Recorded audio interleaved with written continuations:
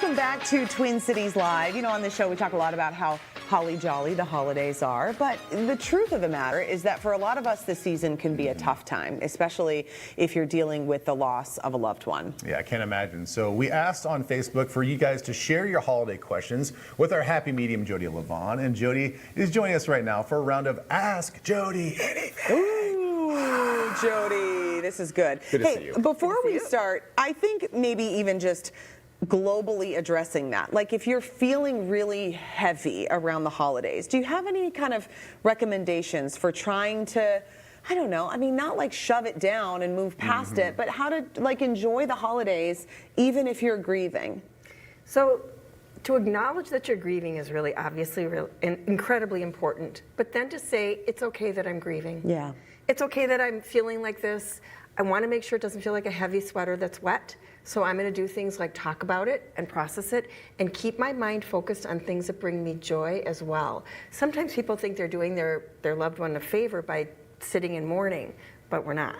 So if you can focus on things that bring you joy to bring your energy up, then the mourning can go on without it making you heavy, because they're watching from the other side going, I don't want this to be your life right now. I want you to have your joy. Yeah. Yeah. All right, let's get into some of the questions, because this one is actually kind of regarding the other side. Cheryl Ann asks, hi Jodi, I have a wind-up music box that sits high on my shelf in my living room. A couple years ago, I was preparing thank you gifts to donate to the staff at our local nursing home, and the music box just randomly started playing. I like to think that I was one of my loved ones sending their approval for what I was doing. Is that possible? Well, yes, I feel like it's definitely a loved one. Great question. Sending approval, but I also feel like it's people that are deceased that are connected with that place that she's writing them for. So the nursing home, that people that were there can spot her energy, follow it, and are thanking her very much. Like I'm getting a warm rush about that. Yeah. And you don't even have to buy a flight on the other side. You just sense the energy and zip on over. Interesting. Okay. Ann Williams asks this question. Jodi, my friend lost her husband a few years ago. They did everything together. How will she know he is near? And then she says, thank you. Such good questions. All right, so this is how you know someone's near.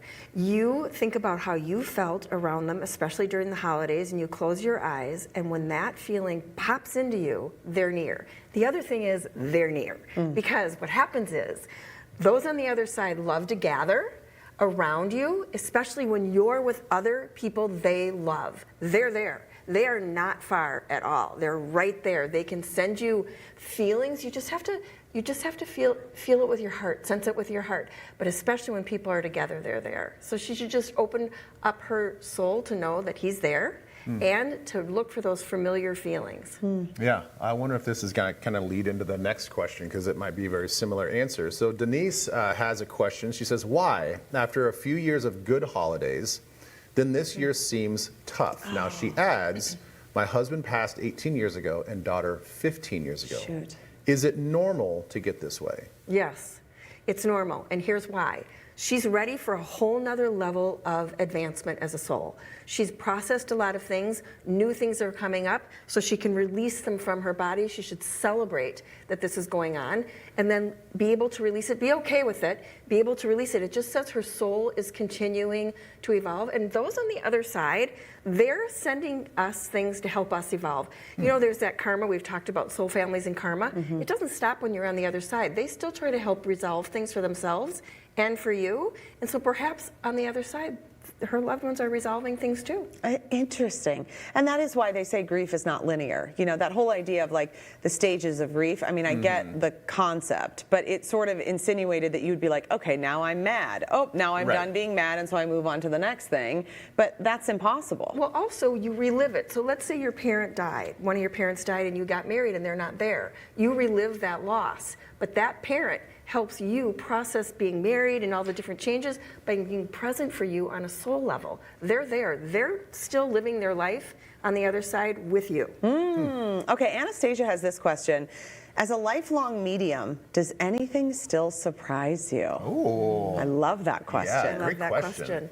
So yes, what surprises me is the lengths that those on the other side will go through to help you feel their presence. They go through a cardinal, they go through a caterpillar, a song comes on, you're in the elevator, and a song comes on crazy that it's your parents' favorite song, and they just died 6 months ago and that's their favorite song. I mean, it's elevator music, but it's still their song. Or a license plate in front of you with their initials. Or all of a sudden you're upset with one of your siblings and you know your mom would have helped you with it, and for some strange reason your sibling calls you and you resolve it. They will go through such lengths to let you know that they're there, that they love you, that they're present, and they want you to choose the light. They want you to choose not hate but love. They want you to take a step higher. Wow. Endless That amount of shocks me. circumstances and situations.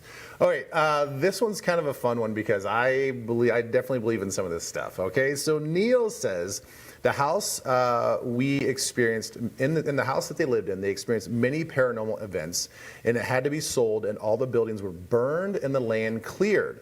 I wonder where those spirits are now and if they're still in that area. I also had several dogs buried where the house was and visit them often, but I don't feel any spirit present. So do the spirits stick with the land? Yeah, I guess even that's if the the question, structure is like- gone. They'll stick with the land. That's exactly what they'll do, is they'll stick with the land. So somebody else building a house on that property is going to feel that. Sometimes spirits, not very nice ones, are attached to physical things in that property, wherever those are moved. If it's reused, they can go with that, but they stay with the land. And they also, so spirits like to be around spirits. So let's say there's another area that's also haunted, if you will, or spirited. They'll go there too. So that's maybe why he doesn't feel the presence of the dogs. So the question would be, did he feel the presence of the dogs beforehand? Because the dogs are still there. The dogs aren't going to move. The Right. dogs are just there. First of all, the dogs are on the other side. But when they know that their person is thinking of them and they're near their body, they might come closer. Jodi, this is Yeah. very interesting stuff. I liked this Ask Great You Anything. question. All right, Great we'll keep them questions. coming. Jodi is officially on Substack. Substack is the place to be these days. You're invited to join her. If you're ready for a consistent dose of magic, momentum, and deeply intuitive insight, Jodi bridges the mystical and the mainstream with humor, heart, and a spark that lights people up. wrote What that. kind of bio did I just read there? I wrote that. Very That was good, really Jodi. good. My gosh, you should get that tattooed somewhere. So on Substack, Jodi shares her blend of wisdom, wit, you heard it right now, and practical intuition in a new space that complements what she brings to you here on Twin Cities Live, and we posted all those details on our website. Oh, I'm so excited. We're going to get a special music performance during Twin Cities Live at 4. Songwriter Caitlin Smith is behind tunes performed by Dolly Parton and Kenny Rogers. She is also doing solo shows next weekend in Duluth and St. Paul. You do not want to miss her performance. What a coming up. talent.